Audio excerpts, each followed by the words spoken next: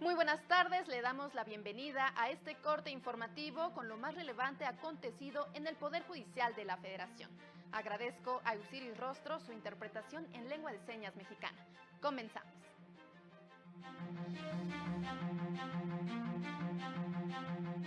Delito de peculado protege la correcta administración de los fondos públicos, determinó la primera sala. Juez de distrito ordena a las autoridades de salud y penitenciarias diseñar política de salud para mujeres privadas de la libertad. Magistrada María Emilia Molina denunció que la reforma judicial es una forma de discriminación indirecta en contra de las mujeres. Llama el INE a candidatos judiciales a conducirse con prudencia, sobre todo a quienes están en funciones. La primera sala estableció que el bien común que protege el delito de peculado previsto en el artículo 223, fracción cuarta del Código Penal Federal, es la correcta administración de los recursos públicos federales. La sala explicó que la correcta administración de los recursos públicos está protegida por el artículo 134 constitucional, misma que debe realizarse bajo la más estricta vigilancia y eficacia para garantizar a los ciudadanos que los recursos que recibe el Estado se destinen a los fines que fueron autorizados. De lo contrario, se paralizarían los servicios que el Estado está obligado a prestar y se comprometería el ejercicio pleno de los derechos. Explicó que si bien existen medidas administrativas para sancionar a los servidores públicos que incurran en una incorrecta administración de los fondos públicos, esas normas solo buscan impedir que las personas infractoras continúen ejerciendo atribuciones de orden público. En consecuencia, son insuficientes para evitar que la conducta antijurídica siga reproduciéndose en perjuicio de la sociedad y que a la postre garanticen su reparación integral. Por ello, la norma penal sanciona este delito con prisión de 6 meses a 4 años y de 60 a 200 días multa cuando el monto de lo desviado no exceda de 500 veces el valor diario de la unidad de medida, y de 4 a 28 años de prisión y de 200 a 250 días multa si el monto excede de 500 veces el valor diario de la unidad de medida y actualización. Y el Pleno Regional en Materias Penal y de Trabajo de la región Centro-Sur con residencia en la Ciudad de México determinó que es innecesario agotar el procedimiento conciliatorio prejudicial cuando se demandan de manera simultánea la designación de beneficiarios de un trabajador fallecido y el pago de cualquier prestación derivada del vínculo de trabajo. Este criterio se desprende de uno establecido por la segunda sala, que precisa que es innecesario concluir el procedimiento de conciliación prejudicial cuando se demanda la designación de beneficiarios de una persona trabajadora fallecida y la devolución del saldo de su cuenta individual del sistema de ahorro para el retiro.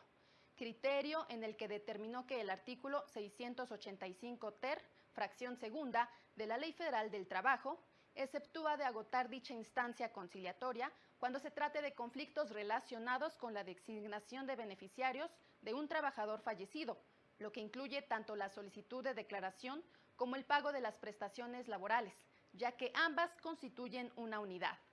Al referirse a prestaciones laborales, no solo alude a la devolución de los fondos de su cuenta individual del SAR, sino también a los derechos generados en su vida laboral, como indemnizaciones, aguinaldo, vacaciones, prima vacacional y prima de antigüedad. Y en una cátedra con estudiantes, la ministra Margarita Ríos Farjat señaló necesario regular el uso de la inteligencia artificial sin limitar su desarrollo. El uso de herramientas de inteligencia artificial serán clave en el futuro de la educación, la legitimidad de las instituciones y la vinculación de la sociedad con el Poder Judicial.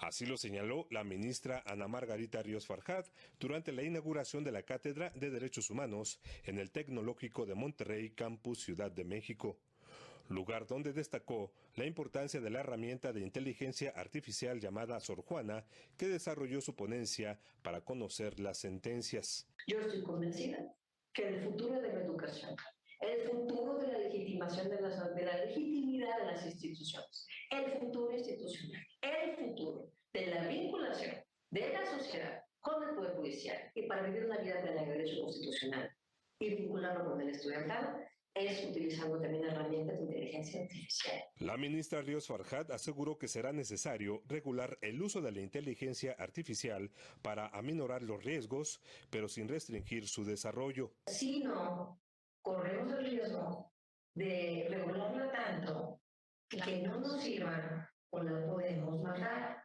Es como esas ideas que hay que dejar que avancen un poquito, vigilarla muy bien con sentido ético. Sugirió a los estudiantes conocer y estudiar las sentencias de la Suprema Corte y también les recomendó mantener una postura crítica ante los cambios que se están viviendo en el país, sobre todo con la reforma judicial. El consejo es ese, manténganse cuestionando, manténganse viendo. No es un tema de estar en contra de transformación ninguna. Yo fui parte de una, ¿no? Las cosas, y yo lo digo mucho en conferencias y lo reitero aquí, la Constitución tiene que hablarle a cada generación. Para el canal del Poder Judicial de la Federación, Juan Carlos González. Y en más noticias, la Defensoría Pública Federal dio a conocer que el Juzgado 10º de Distrito, con residencia en el estado de Morelos, concedió un amparo en el que ordena a la Secretaría de Salud diseñar e implementar una política de Estado en materia de salud mental para las mujeres privadas de la libertad. Y a las autoridades del Ceferezo 16 les ordena garantizar que personal médico especializado en psiquiatría brinde atención y seguimiento adecuado a las mujeres quejosas. Además, ordena la entrega inmediata de los expedientes clínicos a las afectadas como parte de su derecho a la información en materia de salud. La resolución la dictó al resolver el amparo directo 21-2024, en el que determinó garantizar el derecho a la salud mental y otros derechos de 16 mujeres privadas de la libertad que se encuentran en el Ceferezo 16, de las cuales lamentablemente una falleció en condiciones de aparente suicidio, lo que demuestra que las medidas adoptadas por la autoridad en la suspensión no fueron suficientes. Asimismo, refleja que las autoridades no demostraron haber garantizado el acceso a servicios especializados en medicina, requisito indispensable para garantizar a las internas su derecho a la vida, a la integridad y a una vida libre de violencia. La resolución en este amparo, que fue promovido por la Secretaría Técnica de Combate a la Tortura, en coordinación con la Unidad de Litigio Estratégico en Derechos Humanos, es una oportunidad para impulsar acciones que garanticen la integridad de las internas y la protección de sus derechos.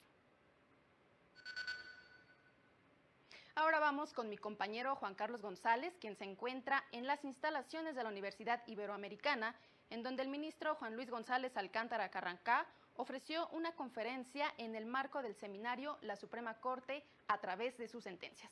Adelante, Juan Carlos, muy buenas tardes. Hola, ¿qué tal? Buenas tardes. Así es, te saludo desde la Universidad Iberoamericana, ubicada aquí en Santa Fe, donde el ministro Juan Luis González Alcántara Carrancá participó en el seminario La Suprema Corte a través de sus sentencias, en el que se abordó la mesa La mujer no es otredad. Se analizaron sentencias relacionadas con acciones afirmativas, aborto y objeción de conciencia. En entrevista, el ministro destacó la necesidad de continuar avanzando en el respeto a los derechos de las mujeres, sobre todo en lo que tiene que ver con su derecho a decidir y a la no criminalización. Escuchemos lo que nos comentó. Pero también criticábamos mucha de la legislación local que establecía penas privativas de la libertad a las mujeres que optaran por eso.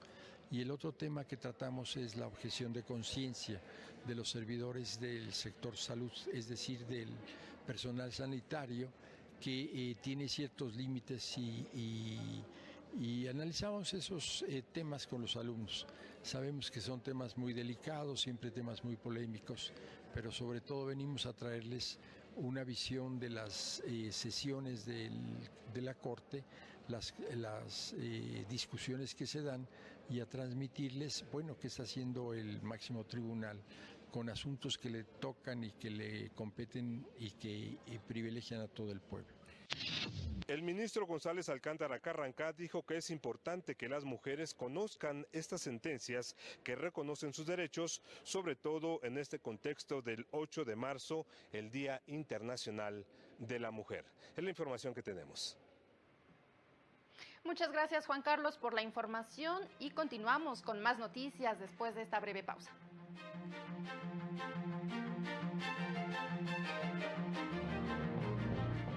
al regresar.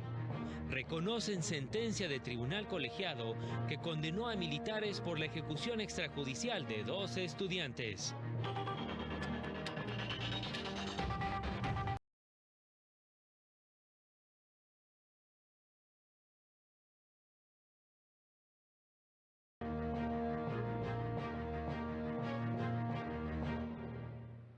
Agradecemos que continúe en este corte informativo.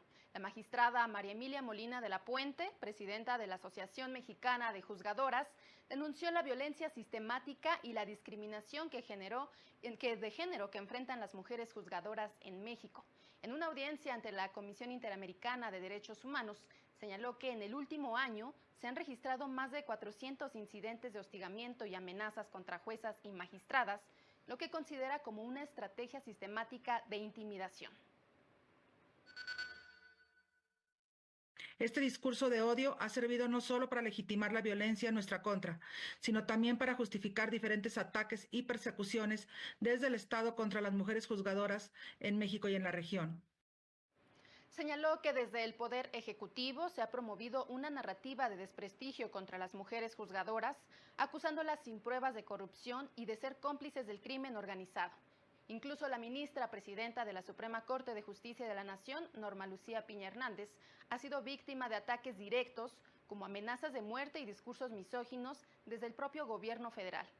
Por otra parte, consideró que la reforma judicial institucionaliza una forma de discriminación indirecta que ha afectado de manera desproporcionada a las mujeres juzgadoras, eliminando años de esfuerzo y avances en paridad de género, por lo que representa una medida regresiva.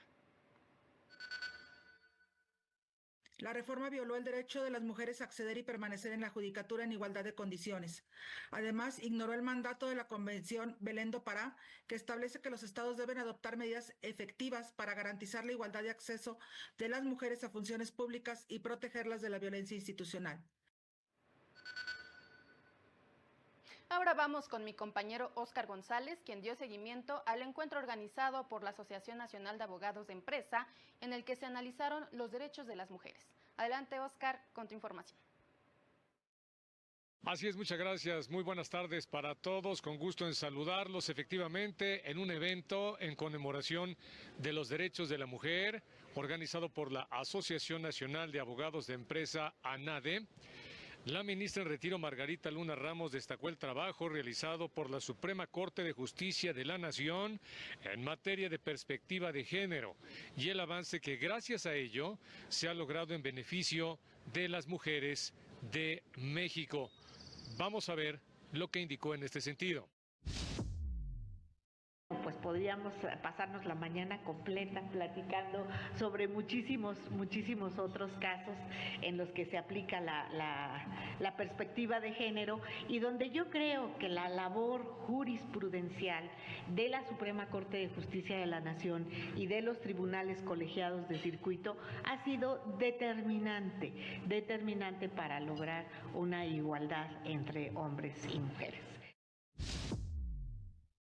En el evento, la ministra en retiro subrayó el método de aplicación interpretativo y de hermenéutica jurídica aplicado por los juzgadores de nuestro país. En este sentido, comentó que no es que se trate de darle siempre la razón a las mujeres frente a los hombres. Veamos cómo lo explicó. Como algo que se ha interpretado por algunos grupos diciendo, es que ahora con la perspectiva de género es darle la razón a la mujer a como de lugar. No se trata de eso, no es darle la razón a la mujer por el simple hecho de ser mujer, es simple y sencillamente poner el terreno parejo. En este marco, la ministra Luna Ramos mencionó algunos criterios innovadores de la Suprema Corte que han coadyuvado en esta defensa y protección, como por ejemplo los divorcios sin causa y otros como los de trabajos de cuidado a cargo de las mujeres. Al final, la ministra Luna Ramos envió un mensaje de felicitación a las mujeres y las alentó a seguir en la defensa de la protección de sus derechos. Por ahora, el reporte que tenemos. Muy buenas tardes para todos. Muchas gracias. Muchas gracias, Óscar, por tu reporte. En más temas, el alto comisionado de las Naciones Unidas para los Derechos Humanos, Volker Turk, celebró la sentencia emitida por el Tribunal Colegiado de Apelación del Cuarto Circuito en Nuevo León, que condenó a 5 militares por la ejecución extrajudicial de Jorge y Javier, estudiantes del TEC de Monterrey, ocurrida en 2010. Ante el Consejo de Derechos Humanos de la ONU, destacó la importancia de la rendición de cuentas por parte de los estados, especialmente en un contexto de turbulencia e incertidumbre reflejado en los crecientes conflictos y sociedades divididas. La rendición de cuentas es clave, garantizar que los responsables de abusos y violaciones enfrenten las consecuencias de sus crímenes. La rendición de cuentas remedia el pasado y protege el futuro. El tribunal en México confirmó recientemente la sentencia a 5 oficiales militares por las ejecuciones extrajudiciales de estudiantes universitarios en 2010.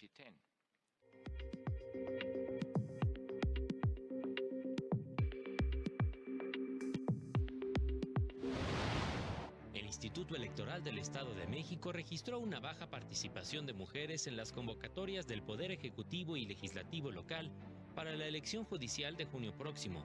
Incluso en algunos municipios no se postuló ninguna mujer para cargos jurisdiccionales. El Congreso de Yucatán aprobó por unanimidad la reforma al Poder Judicial local, con el fin de democratizar la impartición de justicia en la entidad. Diputados de oposición señalaron que hicieron a un lado intereses partidistas. El Centro Estatal de Justicia Alternativa del Poder Judicial de Baja California se instaló en el municipio de San Felipe para brindar atención gratuita en asuntos familiares, mercantiles y civiles durante marzo y abril. El Juzgado Laboral del Tribunal Superior de Justicia de Morelos alcanzó un acuerdo entre la Universidad Autónoma del Estado y el Sindicato de Trabajadores para dejar sin efecto el emplazamiento a huelga a través de una audiencia de conciliación. Para el canal del Poder Judicial de la Federación, Jesús Daza. La consejera presidenta del INE, Guadalupe Tadei, llamó a las y los candidatos que participarán en la elección de junio próximo a que se conduzcan con prudencia, especialmente a quienes aún desempeñan funciones en el Poder Judicial. Señaló que su responsabilidad es muy alta, por lo que se debe salvaguardar el prestigio y pulcritud que caracterizan el actuar de las personas juzgadoras. Por otra parte, reveló que la magistrada del Tribunal Superior de Justicia de la Ciudad de México, Gloria Santos, declinó a participar en la contienda, sin embargo lo hizo fuera del periodo establecido, por lo que su nombre ya no se pudo retirar de las boletas, pues ya están siendo imprimidas.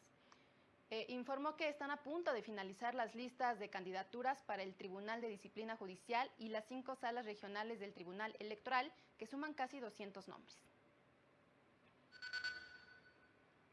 El Observatorio Electoral Judicial manifestó su preocupación de que la próxima elección judicial no llegue a buen puerto debido a las restricciones presupuestales del INE y a la posibilidad de que la autoridad vea rebasadas sus capacidades institucionales en la producción de materiales electorales y la ubicación de centros de votación. Añadió que no abona a la certeza del proceso que el Senado haya mandado incompleta la información de los 4.224 candidatos, detectando al menos 5 inconsistencias que tienen que ver con personas que aparecieron en los listados sin haberse postulado o en su caso que habían declinado, personas que aparecían en 2 listados a distintos cargos, supuesto que la ley prohíbe, y personas en funciones en el Consejo de la Judicatura que fueron postuladas a una magistratura en el Tribunal de Disciplina Judicial sin postularse, datos que no fueron proporcionados por el Senado, que no le permiten al INE notificar a los candidatos, y la no incorporación de los nombres de las ministras en funciones que manifestaron que participarían en el proceso electivo. El observatorio demandó al INE que, en aras de abonar a la transparencia del proceso, difunda los nombres de los más de 200 aspirantes que han renunciado a las candidaturas por diversas razones. Asimismo, advirtieron que la politización excesiva se podría recrudecer con el inicio de las campañas. La Sala Regional Toluca confirmó una resolución del Tribunal Electoral de Michoacán que había desechado las demandas de 2 personas que aspiraban a cargos jurisdiccionales y que no fueron seleccionadas por el Comité de Evaluación, pues no existe posibilidad jurídica de reponer el proceso para que sean registradas.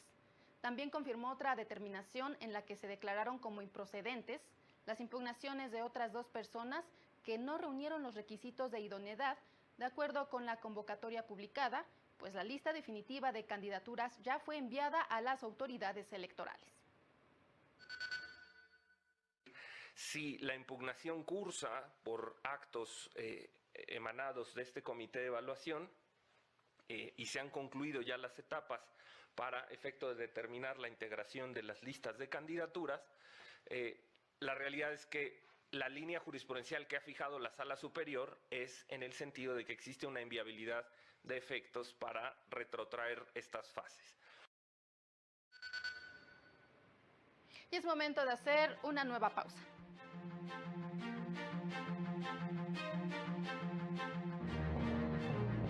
Más adelante, condena Reporteros Sin Fronteras a asesinato de periodista en Guanajuato.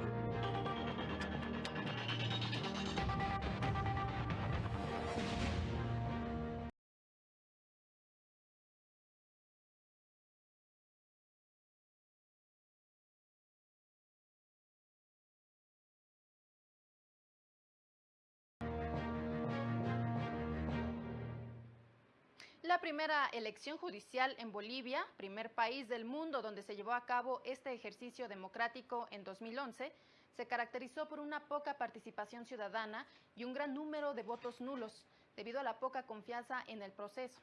Es una lección de la que México debe aprender, especialmente porque se trata de un proceso inmensamente más grande que el de Bolivia. Así lo señaló Claudia Morales, coordinadora de proyectos de la organización Impunidad Cero, en el blog Axis del Tribunal Electoral, al comparar ambas elecciones. En Bolivia, que ya ha llevado a cabo estas elecciones en 2011 y 2017, solo se eligen 26 cargos jurisdiccionales, mientras que en nuestro país serán más de 800 cargos de la judicatura en disputa, lo que implica un reto no solo para las autoridades electorales que organizan los comicios, sino para que la ciudadanía conozca a las y los candidatos y con ello pueda emitir un voto razonado. Con esta experiencia regional, consideró indispensable generar herramientas de difusión de las candidaturas, monitorear el proceso para identificar las complejidades y obstrucciones que pueden mejorar, así como impulsar la participación de la academia y de la sociedad civil en la definición de los perfiles. La Corte Interamericana de Derechos Humanos notificó a Nicaragua la sentencia con la que declaró su responsabilidad internacional por la falta de debida diligencia y perspectiva de género en la investigación del feminicidio de la ciudadana Dina Alejandra Carrión González. Además, por la falta de debida diligencia en los procesos relacionados al contacto entre el hijo de la víctima y sus abuelos maternos, así como la falta de investigación de las amenazas recibidas por una de sus hermanas, presuntamente relacionada con la investigación del suceso. Señaló que la investigación de oficio que emprendieron las autoridades estuvo viciada por irregularidades en la recolección y valoración de las pruebas, en la determinación de las líneas de investigación y en la conducción del proceso judicial con garantías de imparcialidad. El Estado implementará un programa de sensibilización y capacitación con protocolos de actuación para jueces con competencia en asuntos relativos a la situación de niños, niñas y adolescentes afectados por el posible feminicidio de su madre. Y frente a las medidas arancelarias de Donald Trump, el director del Instituto de Propiedad Industrial llamó a consumir productos hechos en México. El director general del Instituto Mexicano de la Propiedad Industrial, Santiago Nieto Castillo, llamó a consumir productos nacionales frente a la entrada en vigor de los aranceles impuestos por Estados Unidos a nuestro país, en ceremonia de entrega de la declaratoria de marca famosa a 27 empresas de diferentes ramos y en reconocimiento a su posicionamiento y trayectoria, dijo: para ir desafiando e ir transitando a partir de aguas movedizas en un ambiente global de incertidumbre. Sin embargo, ¿qué nos reúne el día de hoy? La certidumbre.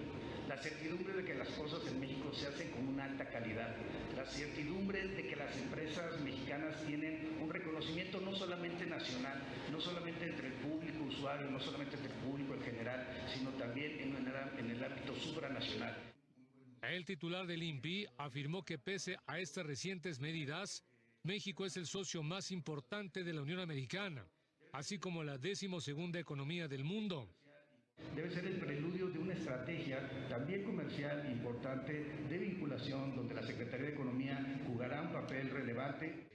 Nieto Castillo pidió estar unidos como mexicanos, a pesar de las diferentes posiciones ideológicas, en beneficio de la identidad y pertenencia de país. Para el canal del Poder Judicial de la Federación, Óscar González. La organización Reporteros Sin Fronteras condenó el asesinato del periodista Cristian Zavala en Silao, Guanajuato. Es el segundo comunicador en ser violentado este año, pese a que contaba con protección. Hizo un llamado a las autoridades a llevar a cabo una investigación transparente y efectiva para que los responsables enfrenten la justicia. Indicó que estos crímenes reflejan no solo los enormes riesgos que corren los reporteros, sino también la necesidad urgente de reformar de manera efectiva los mecanismos de protección. Ante ello, pidió al gobierno federal reforzar urgentemente el mecanismo de protección para personas defensoras de derechos humanos y periodistas y poner en marcha el grupo de trabajo anunciado en 2024 para garantizar la seguridad de la prensa. La Secretaría de Salud publicó en el Diario Oficial de la Federación la norma oficial mexicana que reconoce a la partería como atención integral maternal y neonatal. Lo anterior con el objetivo de definir las características que deben cumplir los establecimientos de salud de primer y segundo nivel que proporcionan atención integral materna y neonatal, así como determinar los criterios para incorporar la práctica de la partería en la atención integral de la salud materna. Además, con esta norma, que será obligatoria en todo el territorio nacional, se busca especificar las acciones a desarrollar por los servicios institucionales de salud para reconocer a las personas que ejercen la partería tradicional y facilitar su vinculación en acciones de salud materna y neonatal. La falta de prevención del acoso sexual en el ámbito laboral les puede costar a las empresas hasta $500,000 por daños directos e indirectos, de acuerdo con un informe de la firma Kroll. Detalla que el impacto económico deriva de los honorarios por investigación y asesoría legal, apoyo psicológico y compensación a las víctimas, así como medidas correctivas, campañas de manejo de crisis y contratación de nuevo personal. En el 66% de los casos, la principal medida correctiva es el despido del agresor, lo cual no siempre resuelve el problema de fondo, pues no refuerza la cultura organizacional ni se apuesta por un protocolo que resuelva esta problemática.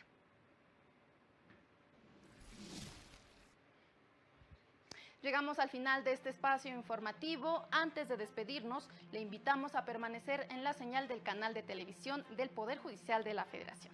Le deseamos una excelente tarde. Hasta pronto.